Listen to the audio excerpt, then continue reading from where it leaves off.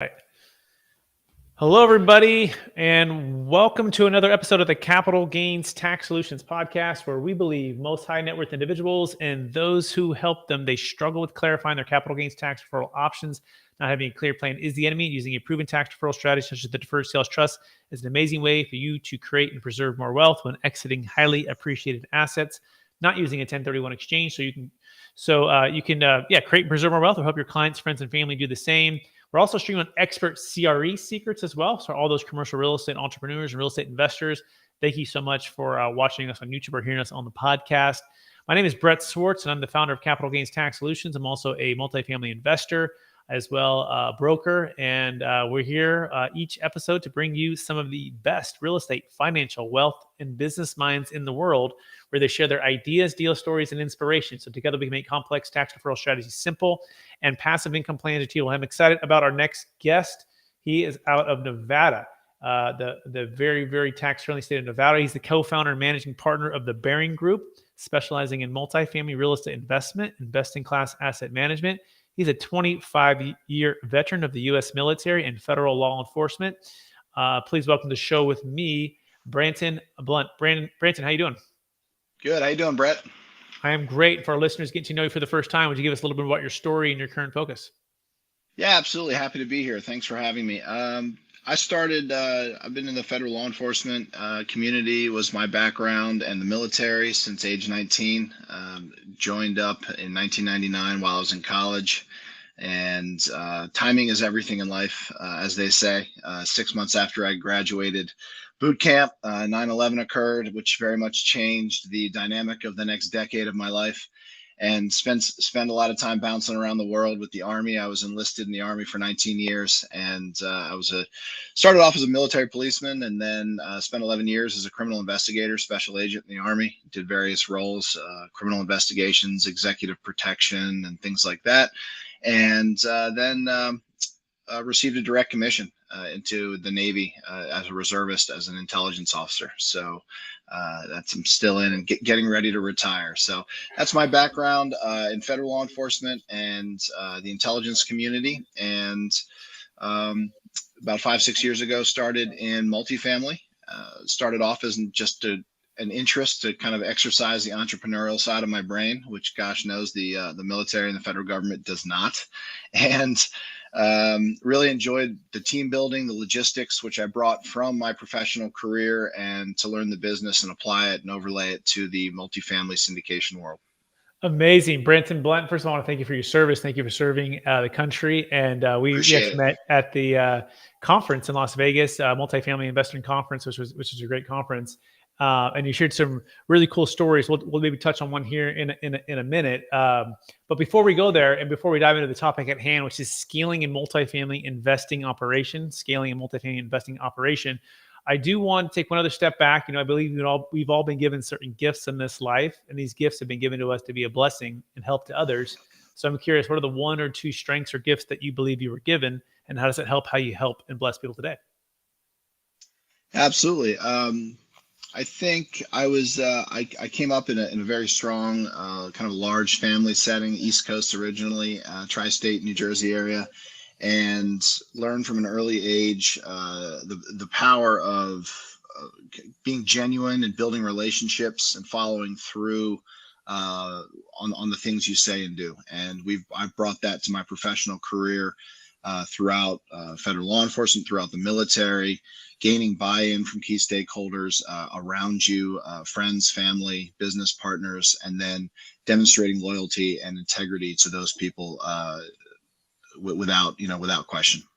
Fantastic. Absolutely love it. So the power of being genuine in everything you do and being loyal and committed, which goes perfect for all of your service. And now you're transitioning as an entrepreneur into the multifamily operations space, which is so great because you have all of that logistics background, the operational background, and probably the intense pressure background. So I'm curious, what is the one story that you feel like you can tell, right? That kind of encompasses perhaps your profession, serving the country or serving in law enforcement?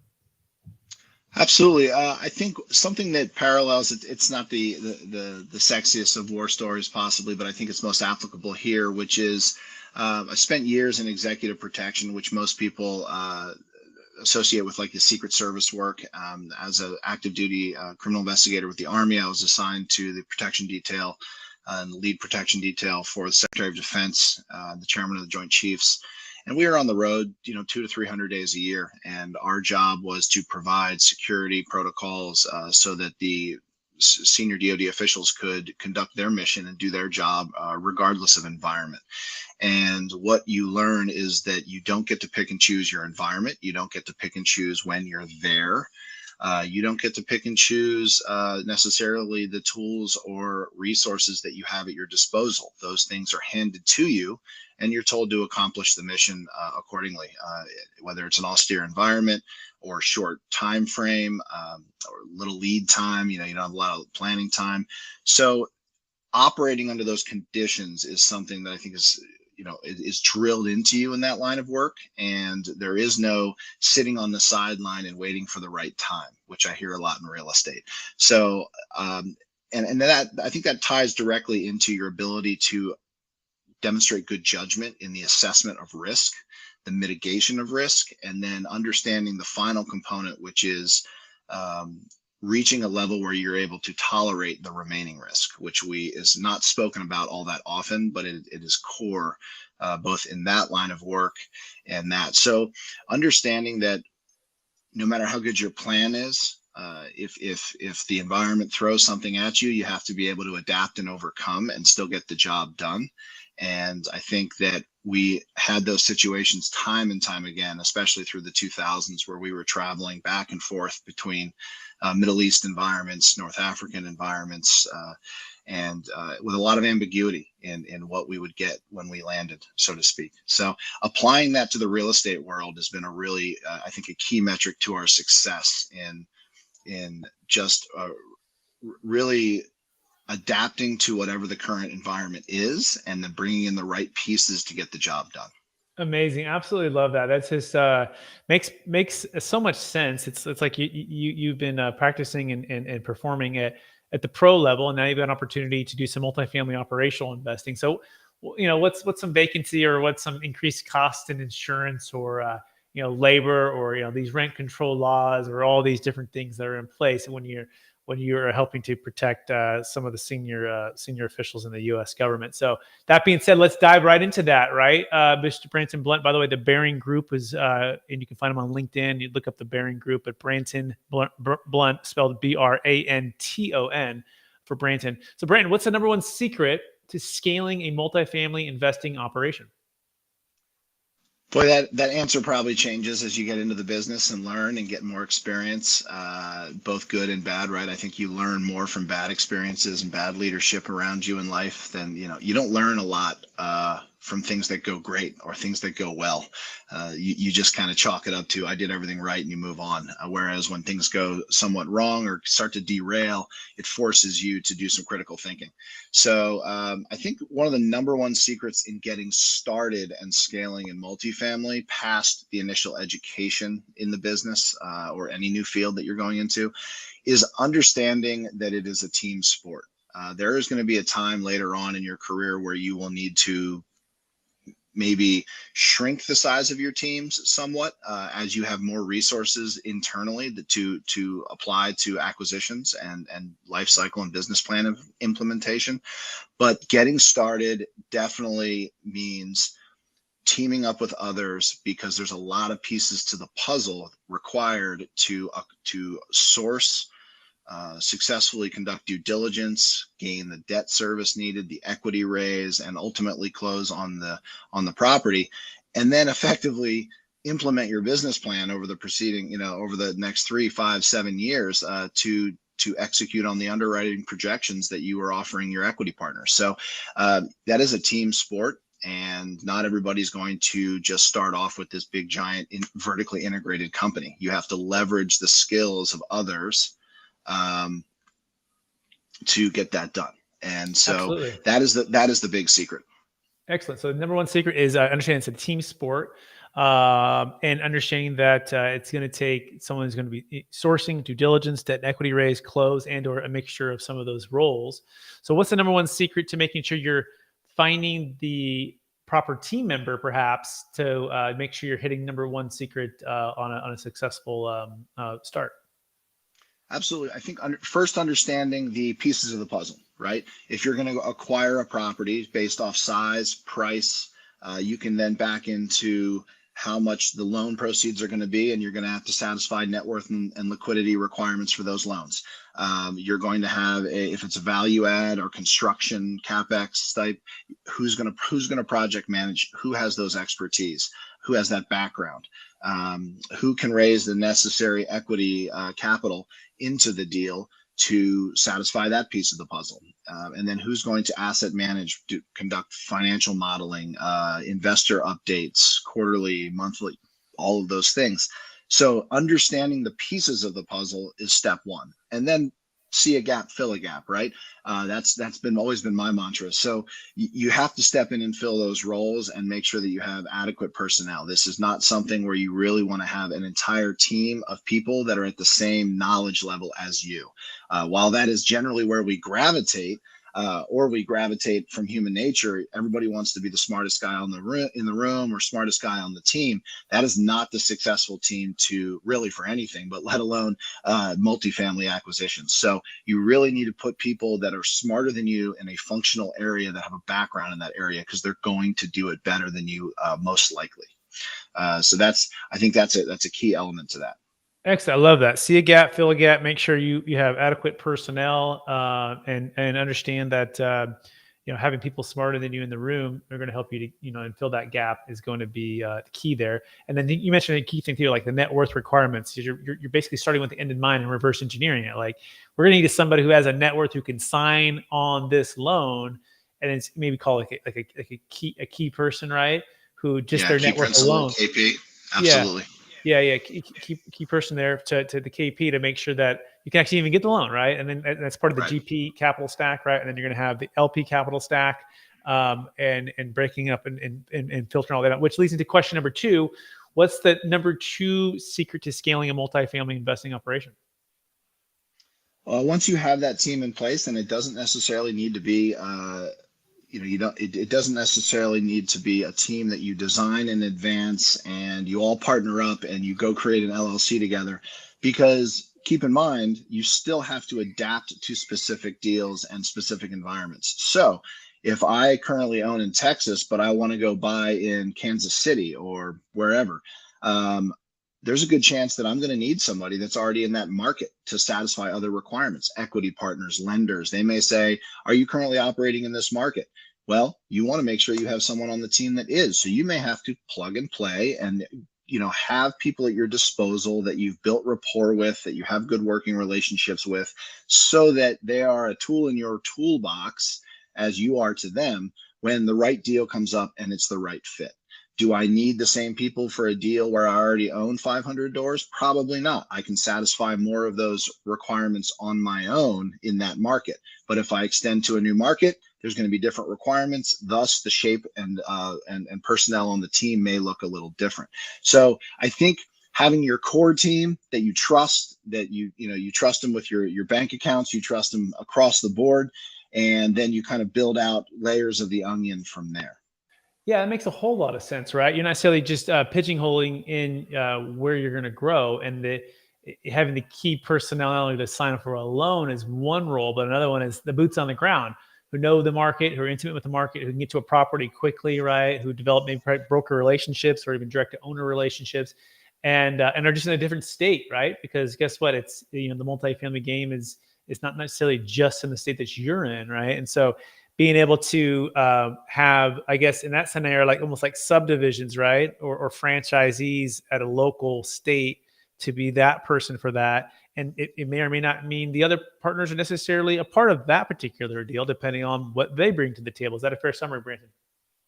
Absolutely. You want to leverage the skill sets as needed, deal by deal. And it doesn't mean that you're a solopreneur with no teammates, but it's a balance. Maybe you have 2 or 3 people, because I see a lot of people jump into this business.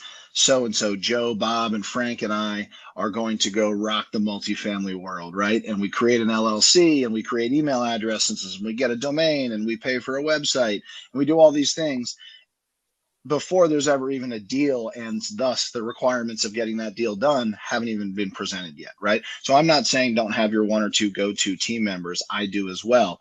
But then we stop there, and then we look at the requirements of the mission, right? The property, and say who's the best fit for this deal at this time in this market, and we go from there. Absolutely. I love that you say the requirements of the mission, right? So if you take your approach with the operations and in your military background, it's like the mission is the most important thing.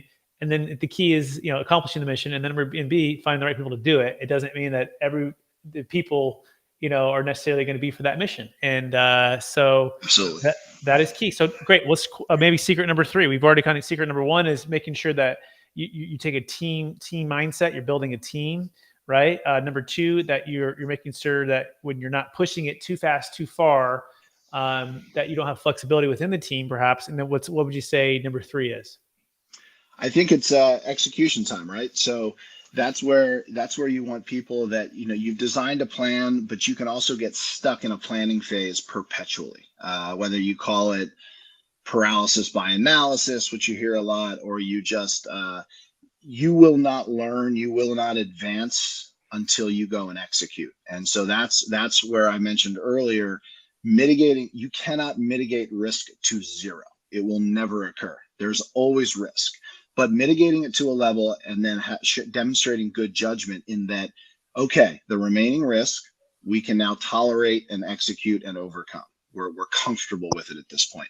So I think that is one, being prepared to pull the trigger. And this is the definition of judgment, right? Not too early and not too late. That comes down to personal judgment. But also, I think formalizing.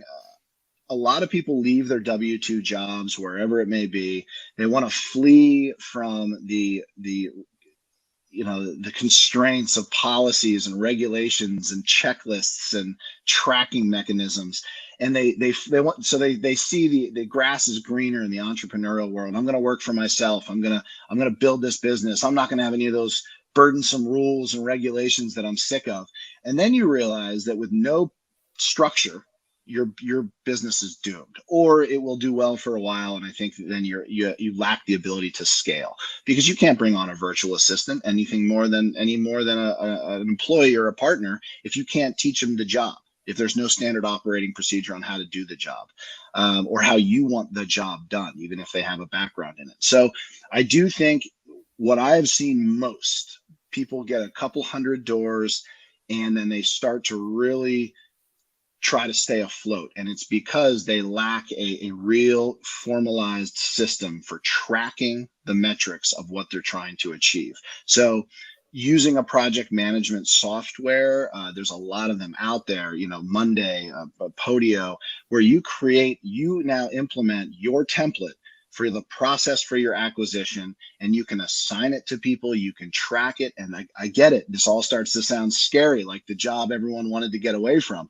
But when you start to have multiple projects all at different stages involving construction, acquisitions, equity raise, legal, insurance, all these things, you need a forum where you can accurately track and hold people accountable, and thus keep that project moving forward. Otherwise, you get too disorganized, and your Google Drive or your Dropbox turns into just a trough of information that's just flowing at 1,000 miles an hour, and there's really no one at the helm of the ship.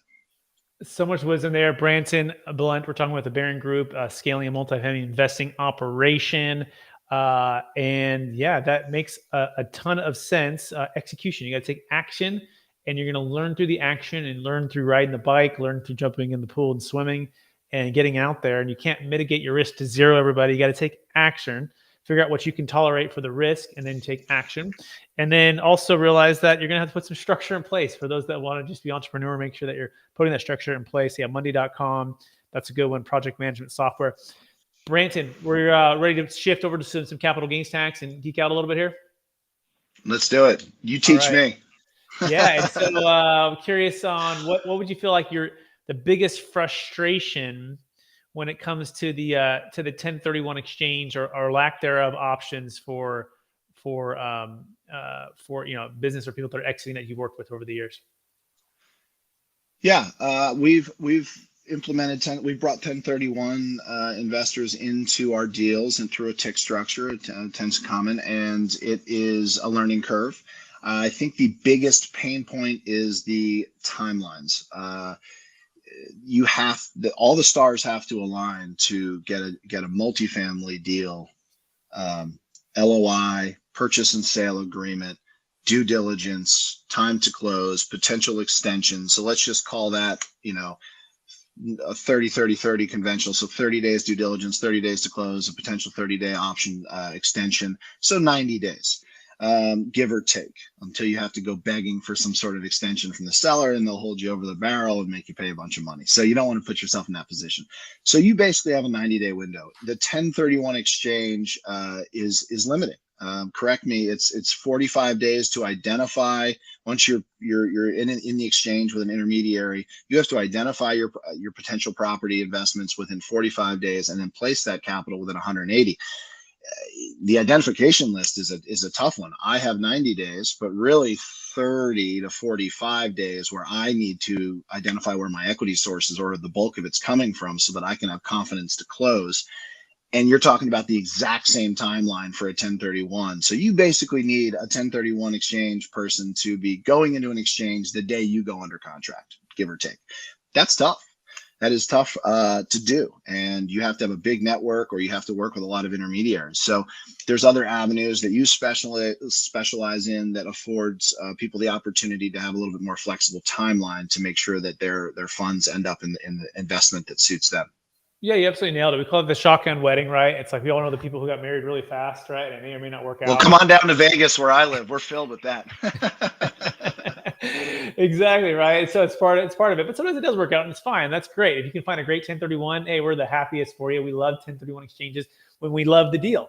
But we hate 1031 exchanges when we don't love the deal, right? And that's the key. Right. Do you love that deal? Would you have bought it if it weren't for your 1031? Are you letting the tax tail wag the investment dog? Otherwise, do you want to escape the 1031 forever and go to capitalgainstaxsearch.com and use what's called a deferred sales trust? By the way, it works for businesses, primary homes, crypto, stock. So whereas the 1031 only works for investment real estate, it also works great for partnering up with people like a Branton Blount, who's investing into value-add multifamily properties, because once the funds are in the trust, they can come in as a passive investor without having to carve out anything and make it complicated to accept the capital on Branton's perspective. So it gives you a chance to diversify within even the investment real estate world, versus all of your eggs in one property going to typically one other property that's just a little bit bigger, even potentially more debt. And so go to capitalgainstaxsolutions.com to escape the 1031 forever. That's capitalgainstaxsolutions.com. That being said, Branton, are you ready for the lightning round? Let's do it. All right. Knowing what you know now, if you could go back to your 25-year-old self, what's the one golden nugget make sure to tell yourself to do? Get started in real estate at 25. There's certain things you cannot speed up. We've discussed a lot of the different pieces of the puzzle, and I've told people that are getting started, you need to get your first 400 or 500 doors under your belt so that you can then make money on your second 400 or 500 doors, because you have to give away equity to solve for all those pieces. So it is a timeline that you truly cannot speed up in certain respects. You can do certain things that are catalysts, but you have to be in it and get started early, get into deals, work with good people, and get that clock ticking. Excellent. What's the number one book you've recommended the most in the past year? Team of Teams by General Stanley McChrystal. It is a phenomenal book about delegation, the creating of small teams and putting the right people in place, and then delegating decision authority down to those organic levels so that you can react more quickly to the operating environment. Team of Teams. I'm getting it on Audible right now. Question number 3, what's your favorite leadership quote or theme that you strive to live by? I like Robert Gates has a good one in his book, Passion for Leadership, former Secretary of Defense and Director of the CIA. He has one that talks about micro knowledge versus micromanagement. And I think that comes into play very much in real estate. You do not need to be the underwriter but you do need to understand underwriting and what goes into it. And especially as you build out your teams and start to delegate tasks to other people, you need to be able to have the self-confidence to relinquish that authority in your business to be effective and to scale. But you also need to understand what it looks like when it's being done right, and more importantly, what it looks like when it's being done wrong. That's great wisdom. Love that. Question number, I think 4. What are you most curious about right now? I'm interested to see what the multifamily realm brings us. There's a lot of talk about recession and debt crisis and things like that. I think there's a lot of deals that are going to be trading hands, but they aren't going to necessarily permeate up to the surface of being listed for sale. So that's going to be very fascinating. And in addition, I'm excited for the next chapter. I always like working with new people, bringing them into the business, and I love building teams. And no one team looks like the last, and that's the part that stays most interesting for me. Fantastic. Last question, Branton. After all your success, helping all the people you help, serving our country, and having an amazing career there, what would you say is the number one thing that you practice to stay centered in your values and stay encouraged to charge forward to take new mountains? Self-awareness. I think it's one of the key traits of leadership, paired with empathy and taking that approach. But self-awareness allows you to think critically about in real time, what am I doing? How is it being received? And is it more about my own emotions, or is it more about the desired end state, which is getting the job done? And is the focus on the right thing? So I think self-awareness triggers a lot of other elements that get the job done. Amazing. Branton Blount, I want to thank you for being a part of the show, sharing us with tons of wisdom. I want to thank you for your service to the United States government, to the military, to the citizens of America by serving your country. And as well, I want to encourage you to keep using the power of being genuine in everything you do, and helping people to achieve multifamily or investing in passive income wealth, right? And freedoms that come through that. For those who want to get in touch with you, would you remind them one last time what's the best place for them to find you? Absolutely. You can reach me on LinkedIn, Branton Blount, Brant as in Tom, O-N, Blount. And through there, we can connect by email, connect by phone, and see where our paths may cross. Fantastic. Thanks, Brent. And I also want to thank our listeners for listening to an episode of the Capital Gains Tax News Podcast, also streaming Expert CRE Secrets Podcast, where we believe most high net worth individuals and those who help them, they struggle with clarifying their capital gains tax referral options. Not having a clear plan is the enemy. Using a proven tax referral strategy and or getting with someone like Branton Blount to invest with is an amazing way for you to create and preserve more wealth.